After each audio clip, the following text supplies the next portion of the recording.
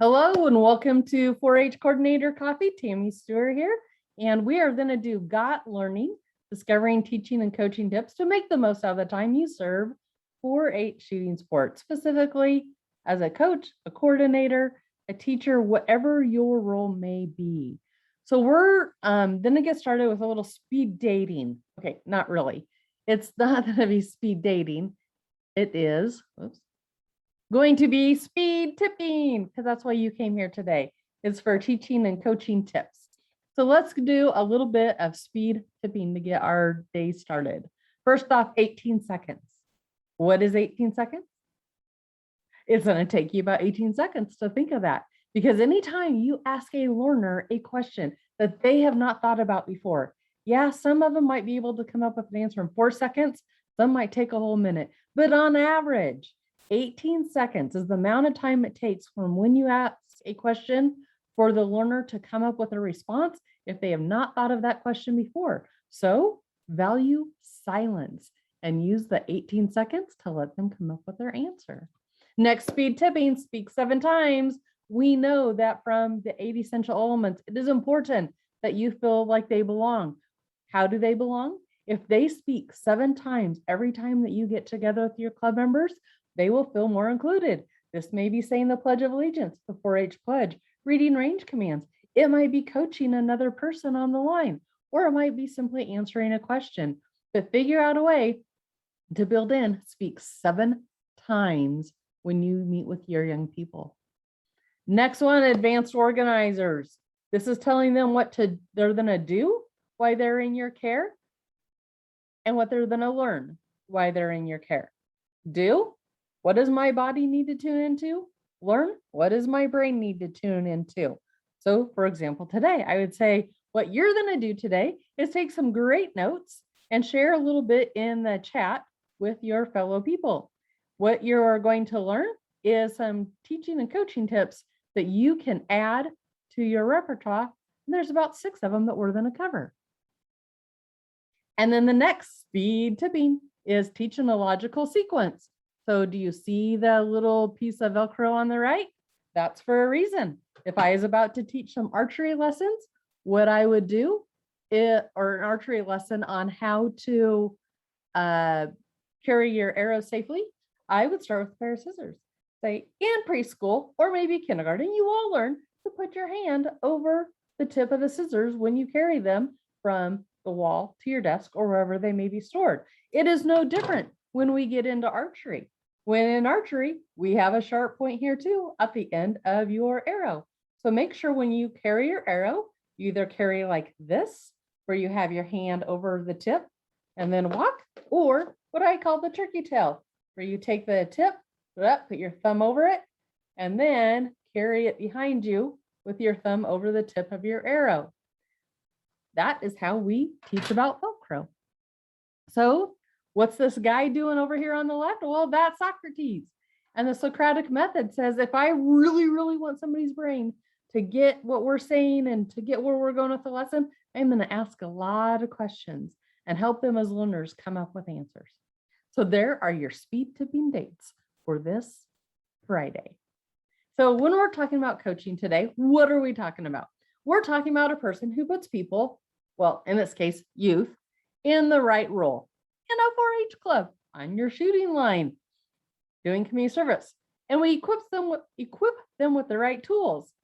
This might be simple things like, how do you pull a trigger? It also might be something like, how do you stand up and talk to somebody in front of a group? Or how do you coach? And then the knowledge. What are the different parts of this arrow here? And so they have that knowledge.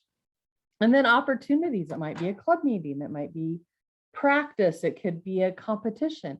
But we get those opportunities together as a coach, and then we help them develop themselves, because development always comes from within. We get to surround them with great opportunities and knowledge and tools, but it's really about themselves inside. Then we, from the outside, set very clear expectations, and then we praise their accomplishments, either whether it's the accomplishments of what they're working towards for our club and our goals as a group, or their individual accomplishments that they've made. So I'm Tammy Stewart, currently an extension educator serving Merrick and Hamilton counties in Nebraska. I have several certifications, as you can see there on the screen, and one of them is not pistol. I used to hold that, but that's a whole nother story. I did start in managing counties in Seward County, Nebraska, and then also I then worked as the extension educator position I have now and have statewide shooting sports responsibilities, as well as some in the state and national in training coordinators. And usually I don't always share my degrees, but I did today because what you're going to find out is this is a combination of training tips and coaching tips and teaching tips. And this is where it became important to know that I have a background in training, but also many of the tips that I'm sharing today came from one of my classes I worked on in leadership education on advanced teaching methods. So you're welcome. I will pay off my student loans and pay for this education today for you. All right, so let's tip number one. We know there's 6 coming. So let's start with begin with the end in mind. So if you're thinking about the end of a practice time, an end of a club meeting, you know that there's going to be some knowledge and skills of the young person. So start with a lesson plan. Yes, I know that's not everybody's forte, but what you will find out is 2 things. Number one, you'll be able to praise your own accomplishment and say, yeah, that really worked. Like putting together a lesson plan or a coaching plan. And 2, when you need to reteach that again, you already have it in your notebook, on your computer, wherever you put that project skill lesson plan down. So what does a simple project skill lesson plan look like? Well, first off, it's A, you're going to catch their attention. B, you're going to let them know what they're going to do and what they're going to learn. Tune our brain into, turn our body into. You're going to establish your credibility. Then you're going to actually teach the lesson. So those A, B, and C probably are going to take maybe 2 minutes, maybe 5 minutes if you have something really catchy. Then you're actually going to teach the concept you came to teach that night or day. And then you're going to wrap up and debrief to make sure it cements in their brain.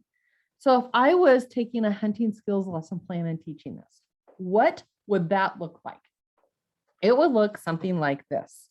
If I can figure out where my sticky note side is. So now what I want you to do, your job right now, is to watch me as an instructor for the different lesson plan parts. Okay, here we go.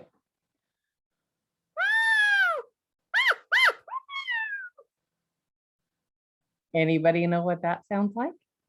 Does it sound like a coyote to you? You know, we came to hunting skills today to talk about coyotes and their behaviors.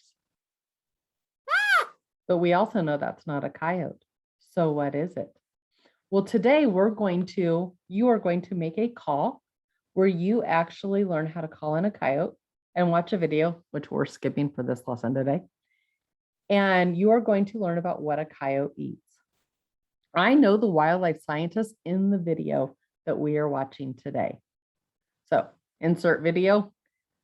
He's talking about when I was a college student, I had this great assignment and I drove around in my mother's pasture all summer long in a mile radius and picked up coyote scat. And then I put it in her washing machine and washed all the debris out that we couldn't tell what it was. And what we found out is that coyotes eat things that are easy. So when all of the mulberries were falling off the trees, their scat was full of mulberries seeds. When the baby deer were dropping from their mothers, there were baby deer hooves in their scat. When grasshoppers were hopping across the plain in Nebraska, there were grasshopper wings and feet and things in their scat. Okay, so we just watched that video that I told you about. Okay, so what are you going to do now as 4-Hers? What I want you to do is you're going to take 2 sticks like this, and we're going to make a sandwich out of them. So we're going to take a piece of paper that is cut so it sits on the stick, kind of like you put your meat on the sandwich or your peanut butter on the sandwich. And then we put another stick on top, just like a piece of bread. Notice I'm using the Velcro technique there. And then I'm going to take this piece of tape Notice it's green. That'll come up later in the lesson. And wrap that around. And then when you're done, you're going to hold this in your right hand because we're trying to get that middle piece of paper to vibrate to make that sound to call on a coyote. So what this is it sounds like a rabbit that is stuck in a fence. Easy prey for a coyote. So then at this point, once the young people have made this, I would use these wrap up and debrief questions that you see under E on the screen. What happened? Could you sound like a rabbit? Or did you have problems? Why would a coyote come to you and find you if they thought you were a rabbit? Notice that at this point, we are at number 2 and 3. Moving on to number 4 in that experiential learning model at the top. And then the last question is, why would you try to call a coyote or get them to come closer to you? Obviously, to hunt them, to take pictures of them, to study them as the scientists did in the video. And so those are the answers we'd get from the young person. So you just watched me roughly go through how do you take that simple lesson plan and turn it into something real. And you notice it was a short lesson. We didn't spend a lot of time on that. It was pretty simple. So now that you know a little bit about the components of the lesson plan, tip number 2 is bell ringers. Think about when you went into a classroom at school and there would be something on the board that says like, get your book out and read it, or start writing down your spelling words. Those are called bell ringers. And you'll notice from our lesson plan, this goes ahead of getting their attention. So the bell ringer is maybe you're going to have them work on a crossword puzzle when they get there. Maybe you're going to have them start cleaning their BB gun or their bow, and you'll have different components set out to be able to start cleaning their firearms. So think about what is it when those early arrivers get there that kind of leads into what you're going to cover in your 4-H club or lesson or practice, but kind of carries them through. So about those 5 or 10 minutes as people are arriving to the, late people that are always 5 minutes late, to give them a little bit of buy time, but yet at the same time, make it worthwhile for the young person. So tip number 2, bell ringers. So what's tip number 3? Tip number 3 is to teach. And when we say teach, we want them to have an experience. So at this point, everybody stand up, please. Okay, now that hopefully you're standing up or not, what I want you to do is look at my nose. And why you have my nose looked at, do to create a triangle with your fingers. So notice I'm overlapping fingers, overlapping thumbs. Oh, now you can't see my nose. And then I want you to take and bring your hands up and look at my nose through the triangle. Okay, so everybody make your triangle, put it down by your belly button. On the count of 3, we're gonna go. Ready? 1, 2, 3, up. Bring it back to the eye, keeping my nose in line. Okay, so then at this point, I'm gonna say which one eye did it go to? We'll have everybody share. Why do you think that happened? I'm on number 3 now. And then we go to number 4 and say, actually, when you go to write, do you write with your weak hand or your strong hand? We all have a preference which we write with. Well, when it comes to shooting, we want to shoot with our strongest eye. So does anybody know what that's called? I do. Eye dominant. Okay, great. So when you go to shoot, which eye are you going to want to shoot with? Your one that was stronger or your one that was a little bit weaker? Awesome. Let's go to the shooting line and now shoot with that eye. Okay.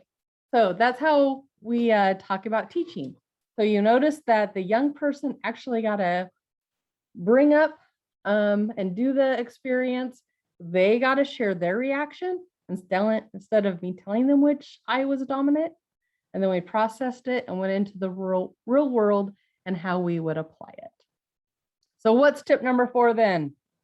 Tip number 4 is, well, you need to know how to score a target after you shoot the target. So make sure that you start simple concepts and then move to the more complex. So tell them what they need to know when they need to know it. I don't need to know archery stance or any stance until I'm up going to the range. I don't need to know how to pull an arrow or remove a target until after I've shot the target. So keep in mind that cover a concept, let them use it. Cover a concept, let them use it. Teach them what they need to know when they need to know it. The opposite side of that is do not teach them everything you know. It took you years and years and years to get there. So this is about the learner and focusing on them and where they're at, not all the knowledge I may have in my brain. So what's tip number 5 then? Tip 5 is mix up your methods. There is more than one way to teach. Obviously, lecture is one of them because that's what I keep doing. But you can do model building. You can play games. You can teach a peer how to coach another peer on the line to help get those concepts down. There are so many things you need to do.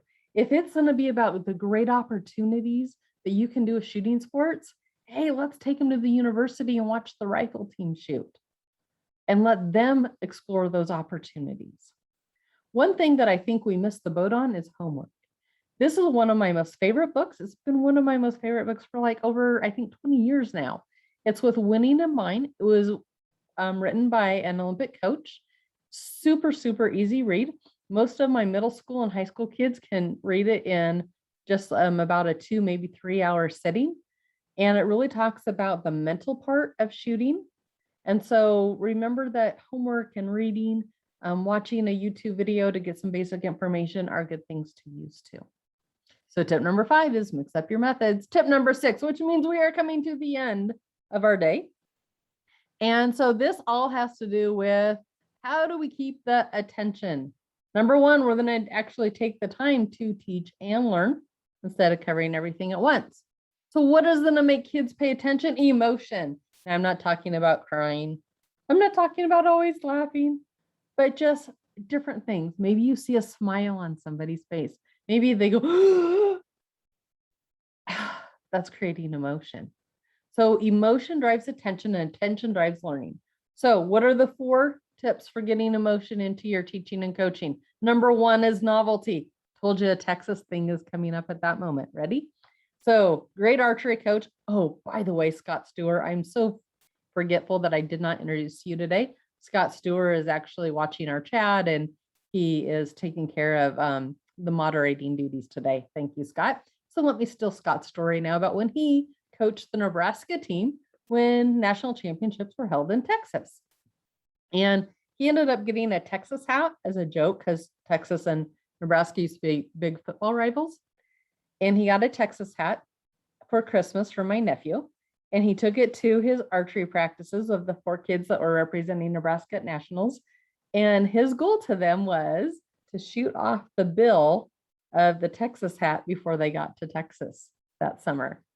And so that's novelty. It's something different that you don't see every day. So how can you add that in? If it's their birthday month, what do they get to shoot at practice? Okay. Next is intensity. If you have played Annie Oakley's, raise your hand. If the shotgun people, do you guys know what Annie Oakley's is? Awesome. Thought you probably would. You can see the picture here are the 2 guys left. So you get 5 people up on the line. The first one says shoot, or not shoot, pull. They go to shoot, they miss. And so the second person can take that rock. If the second person hits it, the first guy's out. Okay. You keep doing that until you have just 1 person left on the line. That's intensity. Okay. The next one is storytelling. Stories create a lot of emotion. Here's your tip on storytelling. Ready? Your story should be 30 to 60 seconds. So at this time, I'm going to tell you a story on gun safety. What I'd like you to do is somebody time me. Scott, I don't know if you're paying attention. I can see Jerry and Glenn on the screen. Will somebody time me? Jerry, are you up for the task? Okay. Here we go. Always treat a firearm if it is loaded. I know many of you think this is so simple, but there was a time where Hunter Ed was conducted here in our extension office conference room. And the Hunter Ed instructor was covering this concept, and he goes, always treat a firearm as if it's loaded and always keep a point of safe direction, because you never know if you, and he pulls the trigger and shoots off the ceiling of the extension office. His shotgun was loaded. He had no idea, obviously, but if this can happen to a Hunter Ed instructor, it can happen to anybody. Always treat every firearm as if it's loaded. How long was it, Jerry? 44 seconds. Okay. So I didn't need to tell you where this happened, who the instructor was, any of those details. But I'm guessing it got the point across. So storytelling, purposely put it into your teaching and practice those stories to get them down to 30 to 60 seconds. The next one is movement. Movement is, and that's what the mayor in the bottom corner stands for. And can't say the word but. So we'll just say the mind absorbs as long as the rear endures. That is why when we went to do the eye dominance test a little bit ago, I actually asked you to stand up. You could do it sitting down, but as a part of the teaching, I asked you to stand up and do it to get movement going. So, what usually takes us about 2 hours to cover, we covered several of those tips in 25 minutes here. So what you need to know is Chandra, who often teaches with me, we are willing to do a 2-hour Zoom class in the evenings, or if works best in daytime, we'll find out, where we actually go more in depth and we do things like practicing your stories, practicing your credibility, and how does that work, helping you put together a lesson plan. It would be very small groups. We probably would take 6-ish people per group. So if you are interested in learning more about teaching and coaching tips, please know we're willing to offer these in mid-October to mid-November, because we want you to become the best coach that you can be. So when you look at this outcome here, by attending the class, you will be much better equipped to carry out what is a 4-H coach. You may be wondering, how do you register for this? You can simply take your phone and put it on camera function and go over the QR code that you see on the coffee cup, or at the bottom of the screen, it says go.unl.edu/gotlearning. That is where you would go to sign up. Let us know dates and times in your time zone that would work best for you. And then we will start grouping some classes together. And then you'll be able to attend whichever one works out best for you. But that'll help us let us know how many we need to offer and when would be the best time. So if you're more interested in teaching and coaching tips, that is where you would go. So the next coordinator coffee is Friday, October 1st, and Chandra Plate will be leading that. And she is going to dig into the coordinator program and how becoming a certified coordinator, either in your state or a trainer for coordinators in your state, can help you grow your 4-H shooting sports program. At this time, I will ask our moderator, Scott, what do you have in the chat? Or does anybody have any questions before we stop recording and go into our second cup? So far in the chat, all we've got is folks with some of the tips that you already covered and where they're from. So. Great.